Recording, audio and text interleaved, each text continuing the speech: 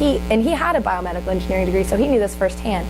And he advised me to go and do a more broad degree, like a mechanical engineering degree, to broaden my horizons and be a more versatile engineer. So I kept this in mind in my further interviews.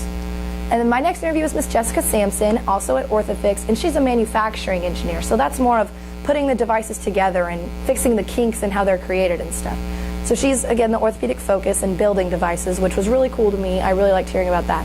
And she took me through the manufacturing side of Orthofix, so I got to see the machinery and stuff, which was really cool. And that kind of hit with me, and I knew that this was something that I was definitely interested, because it was just so neat to me, all the ways that things are created and such. And she again talked to me about versatility. She is a mechanical engineering major, and she told me how she's had many different jobs, and she's been very qualified for each of them because she did mechanical engineering. So after this interview, I kind of knew that I would major in mechanical engineering rather than biomedical engineering, and just focus on my electives in biomedical. And one really great thing we talked about in this interview too is being a female engineer, because engineering is such a male-dominated field. Being a female engineer is tough. Not gonna, like, she wasn't lying to me, she was giving it to me straight. It's tough, and you have to be assertive, but you can't be overbearing, because as a woman that can be taken wrong, but you also can't be a pushover. You have to stand up for what you believe in and what you think is right. So she gave me a lot of advice in that tough part of navigating a career in engineering, which was awesome. My next interview was Miss Amanda Alsbrook. This was my favorite interview because she later became my mentor. She's a project engineer at Orthofix, so orthopedic focus, and that's mainly in the research and development. So she worked all in the creation of products and through every single step. So I loved hearing about her job and the process of product development. It was just amazing to me how she gets to be in every little part and see how the device becomes a reality from just an idea to concrete. And that was amazing to me. And in this interview, I learned the value of preparation, because I was very prepared for this interview. It was just after the business symposium, so I had a lot more confidence going into it.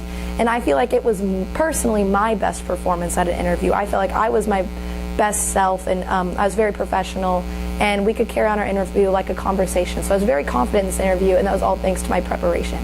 And we again talked about personal qualities, just being a good team player, and also how to be a successful female in a male-dominated field, and being confident in yourself and being a good team player and being open to suggestion was a big thing we talked about. My final interview was with Mr. Ryan Stefkow. He's the Director of Mechanical Engineering at St. Jude Medical, which was super cool to me. And I interviewed him to get a more idea of the higher up in engineering. And so he's, of course, a neurological focus at St. Jude's, and he had a patent, which I thought was so cool. So we mostly talked about his product and the patent he had on it, and for me, it was super neat to see how passionate he was about his work, and that instilled in me a desire to find that passion of mine, to know that what I'm doing and that I just love it and that it's so rewarding that I want to talk about it for 20 minutes, because that's what we did. We just talked about his product, which was amazing.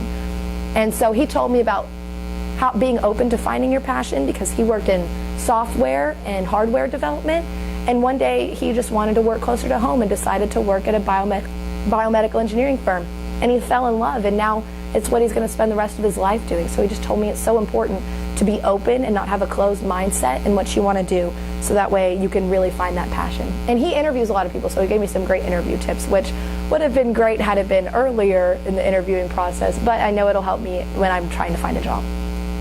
So this brings me to my mentorship, which I got with Miss Amanda Alsbrook at Orthofix. I'm super excited. We're starting on my original work now, which so far, the idea I have for my original work is that I'm going to create a product proposal for either a new product or a modified product that fits a need that's not already met. And this will be focused in spine, knee, or hip. And so that way, I've been doing research on each of these joints and these body parts to find where problems exist so that they can be solved. And down here I have a picture, that's a scoliosis brace, and that's just where the deformity comes into play. I'd love to find devices that deal with deformities and fix how they treat people with deformities and make their lives better and easier for them. And another place that there's possibilities for my original work is in surgical tools, because there's a lot of room for improvement there. So this brings me back to what I believe is the most important things in ISM. It's working hard, never giving up, learning and growing, doing your homework, and of course, finding a passion, like my quote says. And it's just crazy, because when we think about it, we've already been through so many challenges and obstacles, and we've come out of all of it stronger and more confident. And I know for me, I've gone through it so quickly, I don't even fully realize the difficulty of what we've been doing, but we've been going out on a limb and reaching out to people with way more experience than us and asking them for favors and talking to them professionally. And when you think about it, that's really difficult, and we've all done it with a lot of grace and strength and come out of it more confident. And even just a year ago, I never would have thought I'd be saying this, but I'm so glad that I am, because I've grown so much in just 3 months because of ISM and the interview process. And not only are all of us growing, but we're doing intense research and discovering our passions. And how many kids our age can say that? I mean, it's so cool that we're already at this point in our lives and deciding and figuring out things what we're going to do for the rest of our lives. And I just find it amazing how much I've grown as both a professional and a person in just 12 weeks. And the best part is that we're not even halfway there yet. We have so much learning and growing to do and passions to find before the year is up. All it's going to take is some hard work, perseverance, learning, studying, and most importantly, true devotion and dedication. And before we know it, we'll be looking back on the year in which we discovered our passions with nothing but pride and smiles. Thank you.